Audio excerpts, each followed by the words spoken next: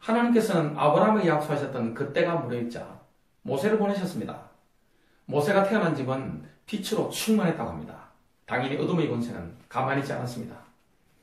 파라오는 모세가 태어난 꿈을 꾼 즉시 그날로부터 태어난 모든 이스라엘 남자아이들을 나일 강물에 빠뜨려 죽였습니다. 모세가 태어난 지 3개월이 되자 더 이상은 숨길 수 없다고 판단했던 그의 부모는 믿음의 결단을 내립니다. 파라오의 딸이 목욕하러 나오는 절묘한 타이밍에 맞추어서 모세를 갈대 상자에 담아 나일 강물에 띄워 보냈습니다. 감사하게도 그 상자는 공주 앞에 도착했습니다. 파라오의 딸이 갈대 상자를 여는 순간 모세는 마치 기다렸다는 듯이 왕 하는 울음을 터뜨립니다. 모세의 그 울음소리는 공주의 모성 본능을 자극합니다. 그날로부터 모세는 공주의 아들이 되는데요. 그 모세를 실제로 양육한 인물은 모세의 생모였던 요게벳이었습니다. 모세는 이집트 사람처럼 말하고 행동하고 옷을 입었지만 모세의 영혼소에 각인된 정체성은 하나님이 아브라함에게 주셨던 그 언약이었습니다. 그런데 모세가 한 가지 실수한 게 있습니다. 모세가 하나님의 시간표보다 무려 40년이나 앞서간 것입니다. 나이 40살에 혈기로 조급하게 하나님의 계획을 이루기 위해서 덤볐다가 끼어진 것입니다. 그 후 모세는 40년 동안 자신을 냉정하게 평가하면서 이런 결론을 내립니다.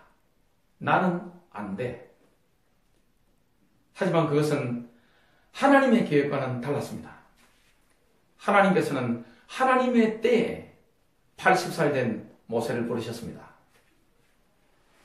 모세는 자신이 늙고 초라한 노인이라 생각했지만 하나님의 시간표에 보냄을 받았을 때 모든 문이 열리는 것을 체험했습니다.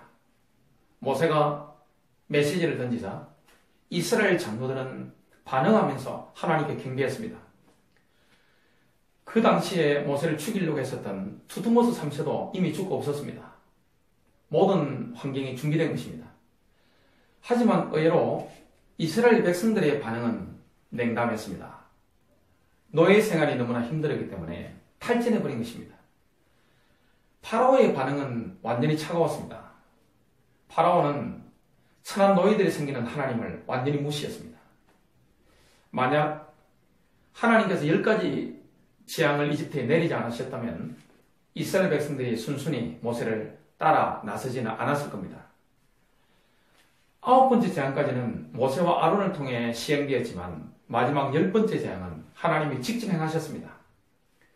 유월절날 밤 12시 자정에 이집트에서 태어난 모든 처음 난 사람과 동물은 완전히 죽었습니다.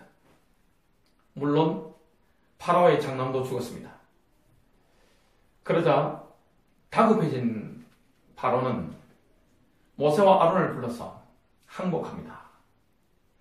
200만 명이 넘는 이스라엘 백성들이 홍해를 마른 땅처럼 건너고 이집트의 모든 군대가 홍해에 빠져 죽는 그날 모세는 감격에 차서 하나님을 찬양합니다. 그 모세의 노래를 모든 이스라엘 백성들이 함께 배워 부르게 됩니다. 그 후 광야 40년 동안 모세는 이스라엘 백성들을 신실하게 인도하게 되는데요. 하지만 모세는 가나안 땅을 눈앞에 두고도 들어가지 못합니다.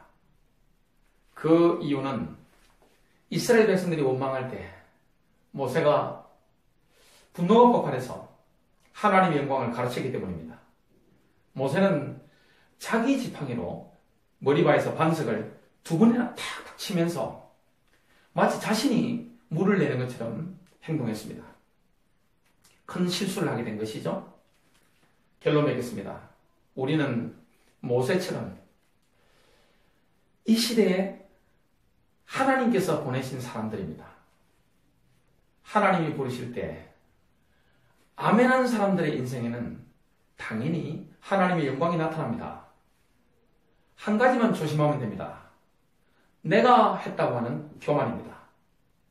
입 조심하는 저와 여러분 되시길 바랍니다.